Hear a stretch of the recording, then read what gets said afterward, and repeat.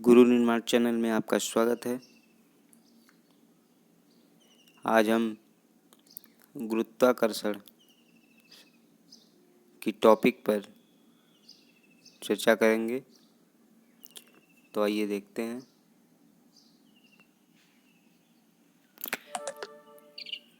चार मौलिक बलों में गुरुत्वाकर्षण एक कमजोर अथवा क्षीण मौलिक बल है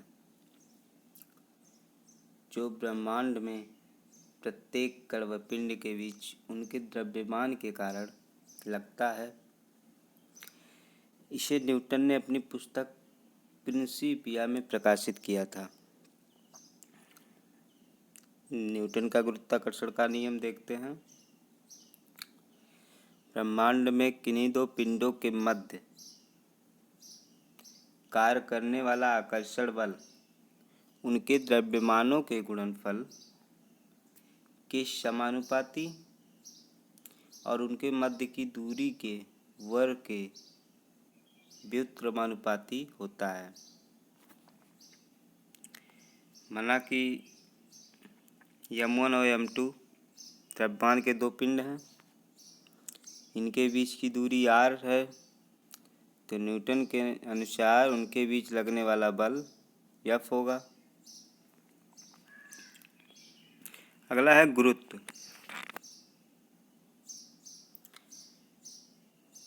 न्यूटन के गुरुत्वाकर्षण नियम में गुरुत्वाकर्षण वह आकर्षण है जो किन्हीं दो वस्तुओं के बीच कार्य करता है। यदि इन वस्तुओं में एक वस्तु पृथ्वी हो तो गुरुत्वाकर्षण को गुरुत्व कहते हैं। अतः गुरुत्व वह आकर्षण बल है जिससे पृथ्वी किसी वस्तु को अपने केंद्र की ओर खींचती है। अतः गुरुत्वाकर्षण का एक उदाहरण है। गुरुत्व बल के कारण ही पृथ्वी की सतह से मुक्त रूप से फेंकी गई वस्तु वापस पृथ्वी की सतह पर आकर गिरती है। अगला देखते हैं गुरुत्वीय त्वरण।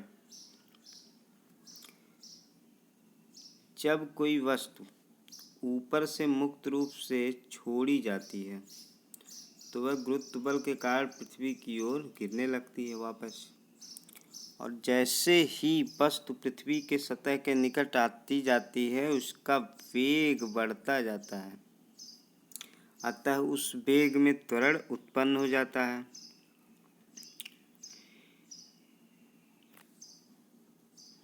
इस त्वरण को गुरुत्वीय त्वरण कहते हैं। यदि किसी वस्तु का द्रव्यमान m हो, इस पर कार्य करने वाला गुरुत्वीय बल mg हो जो वस्तु का भार है के बराबर होगा। अतः गुरुत्वीय त्वरण उस बल के बराबर होगा जिस बल से पृथ्वी एकांक द्रव्यमान वाली वस्तु को अपने केंद्र की ओर आकर्षित करती है। यह वस्तु के रूप, आकार, द्रव्यमान इत्यादि पर निर्भर नहीं करती। इसे g से प्रदर्शित करते हैं, स्मॉल g से प्रदर्शित करते हैं। इसका मात्रक मीटर प्रति सेकंड स्क्वायर अथवा न्यूटन की गिरा है। गुरुत्वाकर्षण g, स्मॉल g, गुरुत्वीय त्वरण स्मॉल g एवं गुरुत्वाकर्षण स्थिरांक कैपिटल G में संबंध। माना कि पृथ्वी का द्रव्यमान m, त्रिज्या r और पृथ्वी का कुल द्रव्यमान इसके केंद्र पर संकेंद्रित हो, जिससे माना कोई वस्तु जिसका द्रव्यमान m हो पृथ्वी तल अथवा उससे कुछ ऊंचाई पर स्थित हो, तो पृथ्वी की त्रिज्या के सापेक्ष पृथ्वी तल से वस्तु की दूरी उपेक्षणीय है। अतः वस्तु पृथ्वी की केंद्र से re के ही बराबर मानी जा सकती है। गुरुत्वीय त्वरण g के मान में परिवर्तन देखते हैं। 45 डिग्री अक्षांश तथा समुद्र तल पर जी का प्रमाणिक मान 9.8 मीटर सेकेंड स्क्वायर होता है। अन्य स्थानों पर जी का मान थोड़ा सा भिन्न होता है। जी के मान में भिन्नता इस प्रकार है। यहाँ पे फ्रेंड्स 9.8 मीटर प्रति सेकंड स्क्वायर होगा। तो देखते हैं जी के मान में ये आता रहता है। पृथ्वी तल पर जी का मान न्यूनतम, भूमध्य रेखा पर महत्तम तथा ध्रुवों पर होता है महत्तम। भूमध्य रेखा पर न्यूनतम होता है और ध्रुवों पर महत्तम होता है। इसके दो कारण हैं, पहला पृथ्वी का आकार और दूसरा पृथ्वी का अपनी कक्षा के चारों ओर घूमना। अगला टॉपिक है लिफ्ट में व्यक्ति का भार। किसी लिफ्ट में व्यक्ति के भार में निम्न परिवर्तन होता है। जब लिफ्ट त्वरण ए से ऊपर जाती है तो लिफ्ट में स्थित व्यक्ति का भार बढ़ा हुआ प्रतीत होता है। इस दशा में व्यक्ति का आभासी भार W इक्वल mg वास्तविक भार प्लस ma, जहाँ m व्यक्ति का द्रव्यमान है होता है। जब लिफ्ट ए त्वरण से नीचे आए तो इस दशा में आभासी भार घटा हुआ प्रतीत होता है। तो अतः आभासी भार W equal mg minus ma। अगला टॉपिक है कि जब लिफ्ट एक समान वेग त्वरण ए बराबर 0 से ऊपर या नीचे आती है तो इस दिशा में व्यक्ति को अपने भार में कोई परिवर्तन नहीं प्रतीत होता। चारवां है अगर नीचे आते वक्त लिफ्ट की डोरी टूट जाए तो मुक्त वस्तु की भांति वह गिरेगा। अतः तब ए जी के बराबर हो जाएगा और W mg माइनस mg बराबर 0, अर्थात व्यक्ति को अपना भार शून्य प्रतीत होगा और वह लिफ्ट की छत से जा टकराएगा। यदि पांचवा लिफ्ट के नीचे उतरते समय लिफ्ट का त्वरण गुरुत्वीय त्वरण से अधिक हो जाए, यानी ए जो है जी से बड़ा हो जाए, तो लिफ्ट में खड़ा व्यक्ति लिफ्ट की फर्श से उठकर उसकी छत पर जा लगेगा, क्योंकि W बराबर mg, जहाँ पे mg जो है वो 0 से बड़ा है, अर्थात W अब ऋणात्मक है। इसलिए आभासी व्यक्ति पर ऊपर की ओर बल लगेगा जिससे वह उठकर छत से जा लगेगा। अगला है कि किसी ग्रह के चारों ओर, ये यहाँ पे ma है, ma mg माइनस ma, जहाँ ma जो है बड़ा होता है 0 से। तो उपग्रह किसी ग्रह के चारों ओर परिक्रमा करने वाले पिंड को उस ग्रह का उपग्रह कहते हैं। जैसे चंद्रमा पृथ्वी का प्राकृतिक उपग्रह है। इसके अलावा मनुष्य में अनेक कृत्रिम उपग्रह छोड़े जाते हैं जो लगातार पृथ्वी की ओर परिक्रमा करते हैं। उपग्रह का कक्षीय वेग, मान लिए यम द्रव्यमान का एक उपग्रह वेग से त्रिज्या के वृत्तीय मार्ग पर पृथ्वी की परिक्रमा कर रहा हो तो उपग्रह का अभिकेंद्री बल गुरुत्वाकर्षण बल के बराबर होता है, जहाँ स्मॉल r इक्वल हो गया कैपिटल RE प्लस H, जहाँ RE जो है वो पृथ्वी की त्रिज्या है, H जो है पृथ्वी तल से उपग्रह की ऊंचाई है। अगला है उपग्रह का परिक्रमण काल कब तक घूमेगा। उपग्रह अपनी कक्षा में पृथ्वी का एक चक्कर जितने समय में लगाता है वह उसका परिक्रमण काल कहलाता है।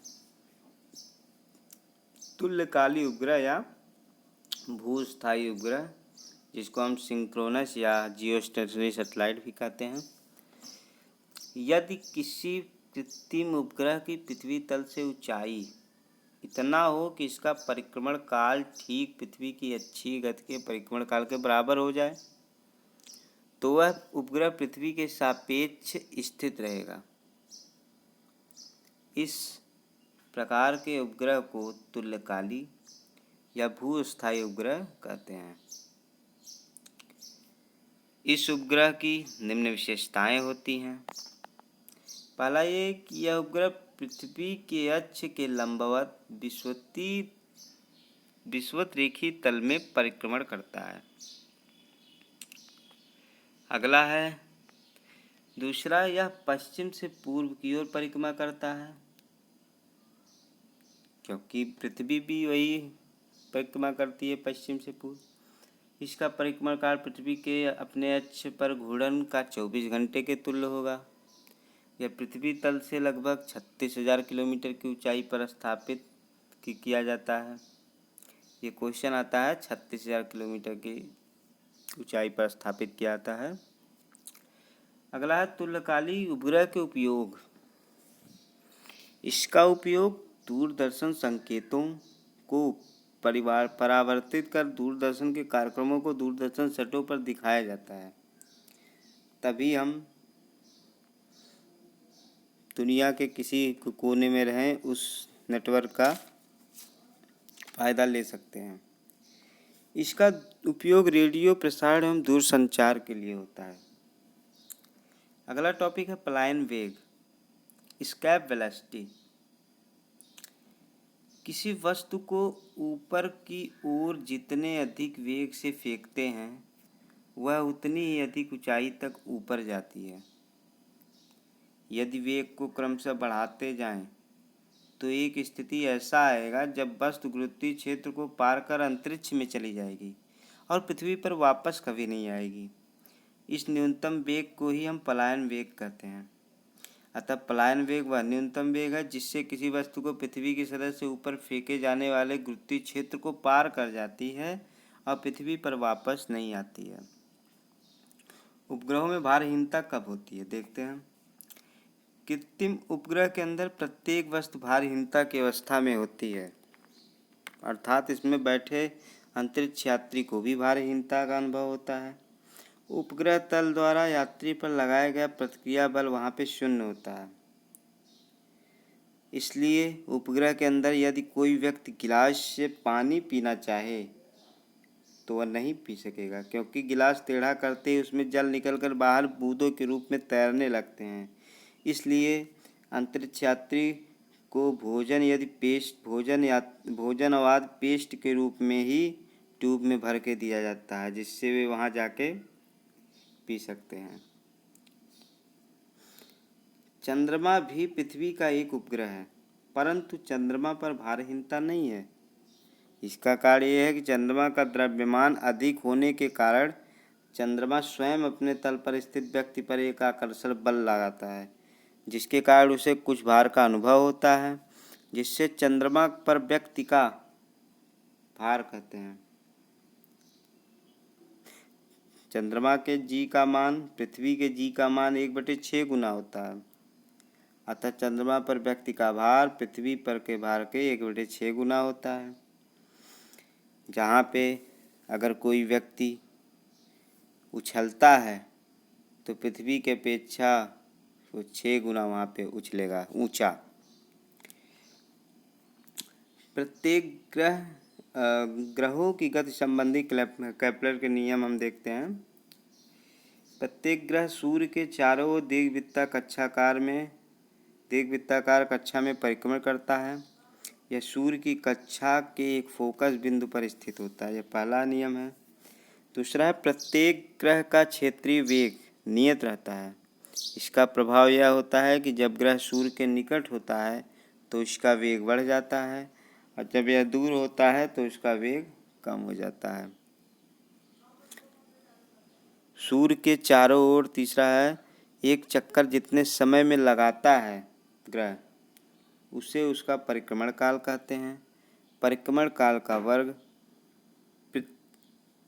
ग्रह की सूर्य से औसत दूरी के घन के अनुक्रमानुपाती होता है। उदाहरण है कि सूर्य के निकटतम ग्रह बुध का परिक्रमण काल 88 दिन है, जबकि दूरस्थ ग्रह वरुण का परिक्रमण काल 165 दिन है। यह उसकी दूरी के आधार पर होता है। तो दोस्तों, वीडियो अगर अच्छा लगा हो तो लाइक कीजिए, शेयर कीजिए और हमें सपोर्ट करने के लिए हमारा चैनल सब्सक्राइब कीजिए। धन्यवाद।